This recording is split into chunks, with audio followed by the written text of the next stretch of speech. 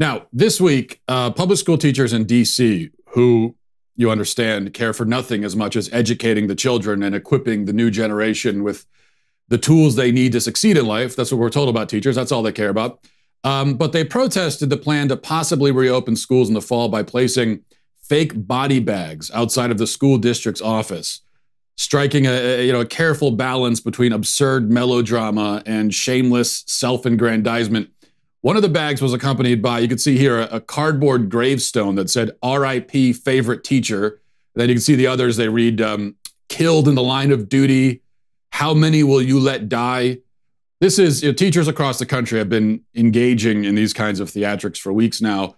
A recent CNN article says that educators are preparing their wills in anticipation of going back to work, which going back to work is an act apparently tantamount to being sent to death row. In fact, a recent article on a website for educators called Bored Teacher, which I guess I know why they're bored, they're not working, claims outright that reopening schools is a, quote, death sentence for teachers, which seems to be the general sentiment expressed by many of the hundreds of teachers who have taken to the streets to protest the reopening of schools. Now, one can't help but wonder why these teachers who see the classroom as some kind of death chamber apparently have no concern about protesting in large groups. We should note that teachers have also had a notable presence at the BLM protests and the riots for the past several weeks. In Portland, they've even formed a group called Teachers Against Tyrants because, again, they have nothing better to do.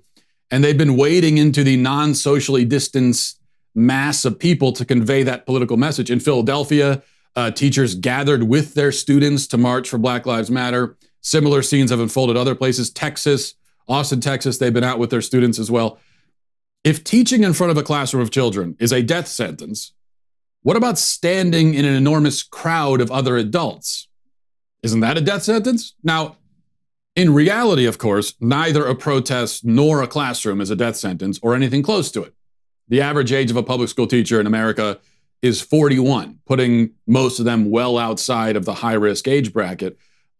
They're also working closely with children, a group that happens to be least at risk of contracting, spreading, or developing serious complications from the virus. So it's not that teaching carries no COVID risk at all, but that the risk is far less significant than what we're being told and what they're pretending. And whatever the risk, it's hard to see how it would be substantially greater than the risk of attending a raucous protest with thousands of other adults. Meanwhile, grocery stores, Walmarts, many other retailers have been open throughout the pandemic. Even at its height, they were open.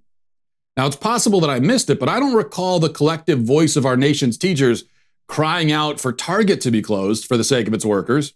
In fact, I would guess that a fair number of these people who are allegedly so petrified of returning to the classroom have themselves been patronizing retail establishments and grocery stores this entire time. And it's not just teachers. I don't remember hearing almost anyone demand that these places be closed. If we're supposed to weep for the fate of our doomed teachers, why not Kroger cashiers? What about them? Now, I'll be told that all of this is very different from the situation teachers will be in when they return to school. School is indoors. It lasts for several hours. Many students are confined to one classroom, all of that. Now, it's true that those factors present unique challenges, but there are also unique advantages, namely, as I already outlined, the fact that kids are statistically unlikely to contract or spread the virus. Teachers will be spending most of their time, therefore, with the safest group of people to be around, at least as far as COVID is concerned.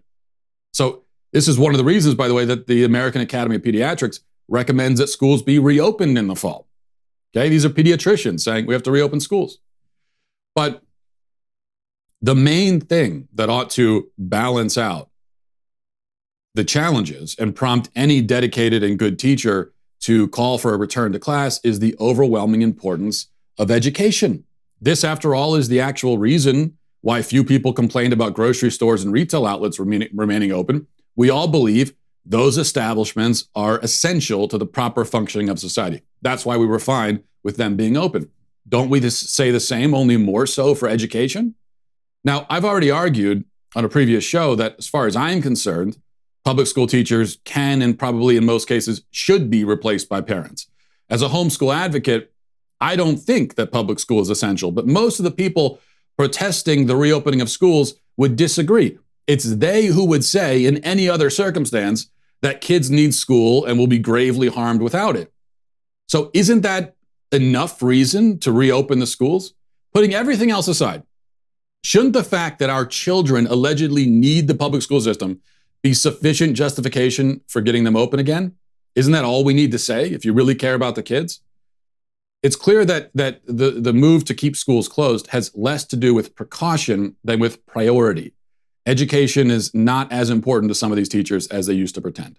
They will risk their lives to send a political message at a protest or to shop at Target, but not to teach our kids. Children have to take a back seat. But if there is one good thing to come out of all of this, I think, what we're seeing now with teachers all over the country putting politics before their students and demanding that schools remain closed indefinitely, education be damned, what we're seeing really is the official and final death of the hero teacher narrative. Because for a long time, teachers were put forth as an untouchable group, saints, martyrs, heroes, above criticism. The teachers' unions have worked very hard to construct and defend this false narrative and inculcate society into it. It was never true, of course. I mean, no group is above criticism, least of all government employees. And given that these government employees work with our children and are entrusted with so much authority over our children, it is absolutely essential that we keep a critical eye trained on them and that we're ready to hold them accountable. It's extremely dangerous for teachers, of all people, teachers, to be seen as above criticism. And this becomes even more the case when you consider that these government employees who spend 8 hours a day with our kids and have enormous influence over our kids also happen to be overwhelmingly aligned with one political ideology. So just to give you an idea of how strikingly disproportionate this is, let me read a little bit from an article on the Pacific Research Institute's website. Here's what it says.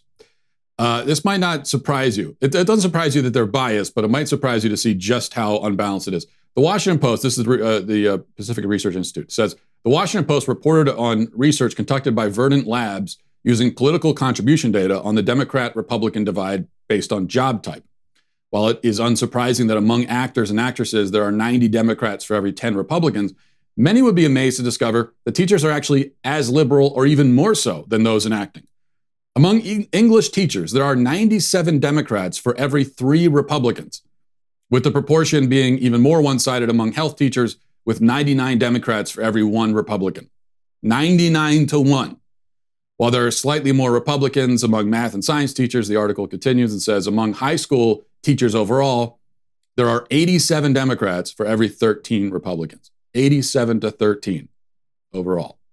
Okay, now, just because a teacher has a certain political leaning, that doesn't mean they're going to overtly attempt to indoctrinate children into it, but many do overtly. And many others do so not as overtly, and perhaps not even consciously, but they still do it. My point here is simply that for the sake of our kids, this is a profession we should be watching very closely, like a hawk, very critically. Many teachers are good at their jobs and really do care for their kids and are wonderful people. I had some teachers like that as a kid. But other teachers are, let's face it, political hacks, highly ideological in their approach, selfish, ill-equipped, incompetent, dishonest.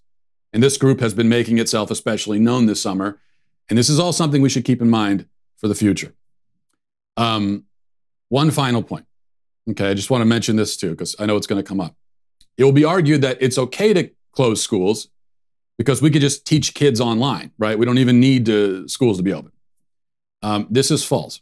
And it's coming from people, remember, who under any other circumstance would say that the actual in-person experience of school is essential to a child's development. We homeschoolers have been hearing this socialization line for decades. We have to send our kids to school to be properly socialized. Now, once again, I disagree with that claim, but the people who made that claim should agree with it, which means they shouldn't be saying that now school can be replaced with a computer screen and we're not going to lose anything in translation. But even aside from the social aspect, do you really think that a 9-year-old kid can be effectively taught via Zoom meeting or Skype chat? No, the idea is absurd. It's hard enough for kids to focus in a physical classroom. Now you expect them to focus and learn by sitting in a chair for hours a day watching a talking head lecture them over video? Again, the idea is absurd. You cannot replace in-person learning with videos. Kids are human beings, not robots. If we care about educating our children, we'll teach them in person. That's what they need and deserve. And that's what any good teacher would be wanting and urging that we do. Thank you for tuning into the Daily Wire, one of the fastest growing conservative media outlets in the entire country. If you enjoyed this video, be sure to give it a like and a subscribe to our YouTube channel so you don't miss out on any of our content.